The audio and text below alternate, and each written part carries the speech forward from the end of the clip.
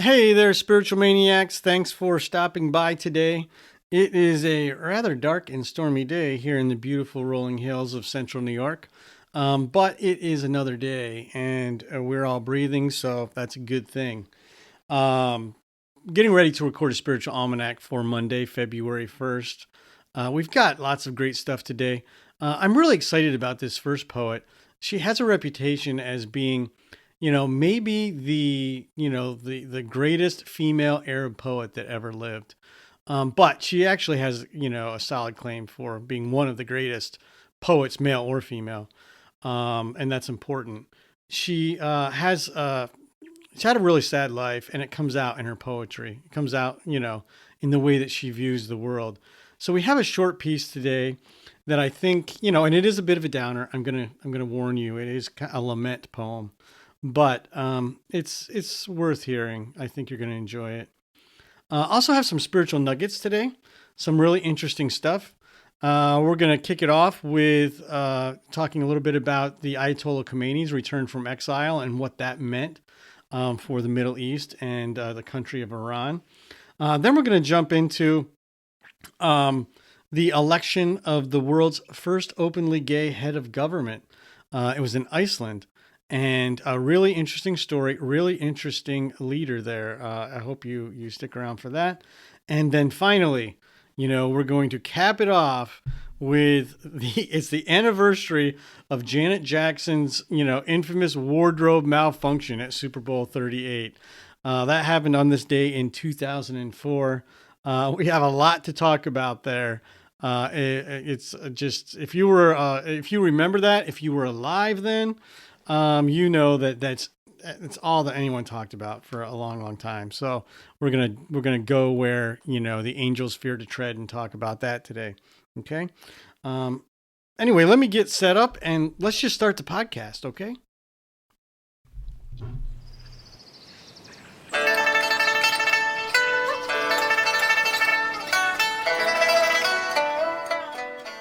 Welcome to a spiritual almanac. It's Monday, February 1st, 2021.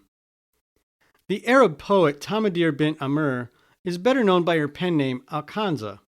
Born around 575, she was the daughter of a tribal leader in Najd. Over the course of her life, she lost 2 brothers and 4 sons to violent deaths, losses that heavily influenced her outlook and her writing. She was also a contemporary of Muhammad and converted to Islam in her mid-50s. Al-Khansa's poetry understandably focuses on the themes of lament and departure, and her poems frequently speak to the despair over the loss of life. Even in her own day, she was famous for her skills as a poet and writer, and she knew it. When one of the leading male poets of the day commented that she was, quote, the greatest poet among those with breasts, she replied, I'm the greatest poet among those with testicles, too. Today, Al-Khansa is revered as one of the greatest Arab poets that ever lived, man or woman. Our inspiration for this day in the almanac comes from one of Al-Khansa's classic poems about loss, written after the death of her brother. It's a short piece titled Lament for a Brother. What have we done to you, death, that you treat us so, with always another catch? One day a warrior, the next a head of state. Charmed by the loyal, you choose the best. Iniquitous, unequaling death. I would not complain if you were just, but you take the worthy, leaving fools for us.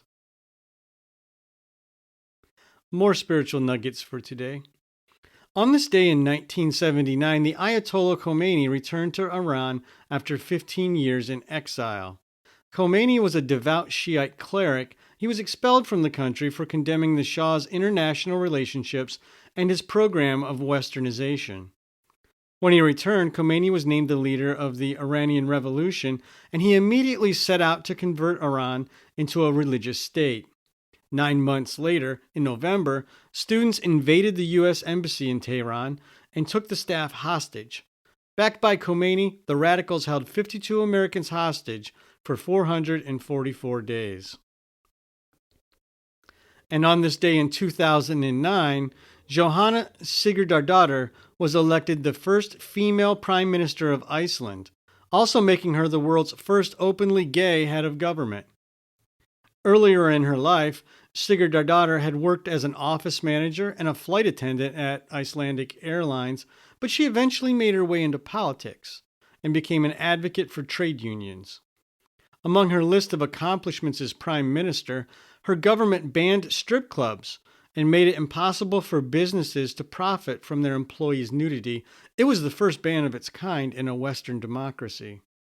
Speaking of the ban, Sigurdardóttir said, "The Nordic countries are leading the way on women's equality, recognizing women as equal citizens rather than commodities for sale."